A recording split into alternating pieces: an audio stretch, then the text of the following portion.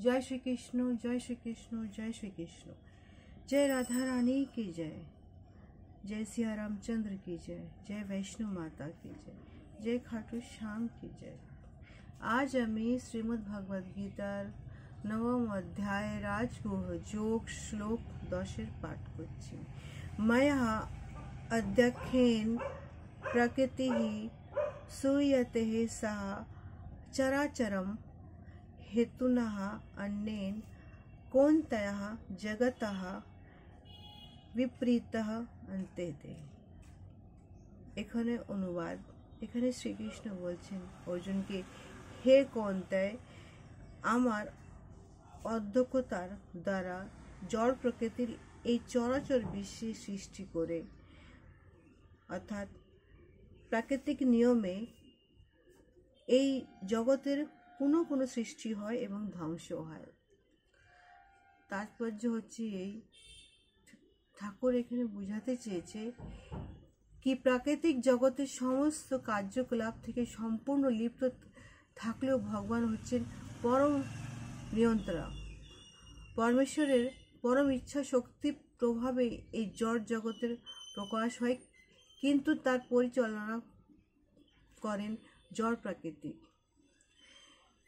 তাতেই ভগবান তার দৃষ্টিপাতের মাধ্যমে জড় প্রকৃতির গর্ভে সমস্ত জীবকে সঞ্চারিত করেন এবং এই সমস্ত জীব তাদের পূর্ব কর্ম বাসনার অনুসারে ভিন্ন ভিন্ন রূপ এবং যোনিতে তারা জন্ম নেয়।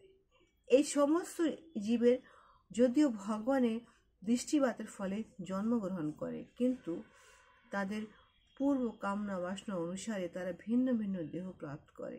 সুতরাং ভগবান স্বয়ং এই প্রাকৃতিক সৃষ্টির সঙ্গে প্রত্যক্ষভাবে যুক্ত নন, শুধুমাত্র এই দৃষ্টিপাতের ফলে এই জড় প্রাকৃতিক ক্রিয়াশীল হয়ে ওঠেন এবং তার ফলে ততক্ষণেই সম্পূর্ণ সৃষ্টির অভিব্যক্তি হয়। অর্থাৎ শ্রীকৃষ্ণ সে মনুষ্য রূপে জন্ম নিয়েছে, সে মনুষ্য নয়, সে তো ঠাকুর, সে নানা রূপে জন্ম নেয়। আবার নিজের এটা তারই সৃষ্টি, সে সৃষ্টিকে রচে, খেলা করে, আবার তাকে সে ধ্বংস করে আবার নতুন জন্ম, নতুন সৃজনের জন্য আবার প্রস্তুতি হয়ে যায়। জয় শ্রীকৃষ্ণ, জয় শ্রীকৃষ্ণ, জয় শ্রীকৃষ্ণ। শ্লোক 11। अवहजन्ति मां मूढाः मनुष्यिणः तनुम् आश्रितं परं भावम् अज्ञानते ममः भूतः महेश्वरः।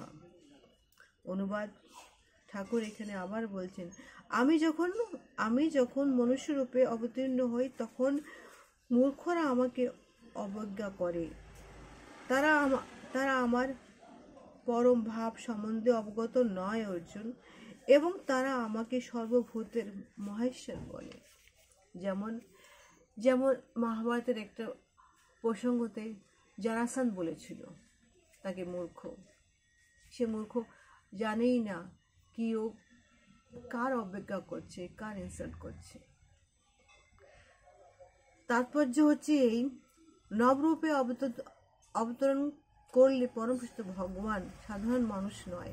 সমস্ত সৃষ্টির সৃজন, পালন এবং সংহারকর্তা পরমেশ্বর ভগবান কখনোই একজন মানুষ হতে পারে না। কিন্তু তবু অনেক মূঢ় লোকেরা মনে করে যে শ্রীকৃষ্ণ একজন শক্তিশালী মানুষ, হচ্ছে আর কিছুই নয়। প্রত্যক্ষভাবে শ্রীকৃষ্ণ হচ্ছে পরমপিতা পরমেশ্বর, সমস্ত দেবতার দেব।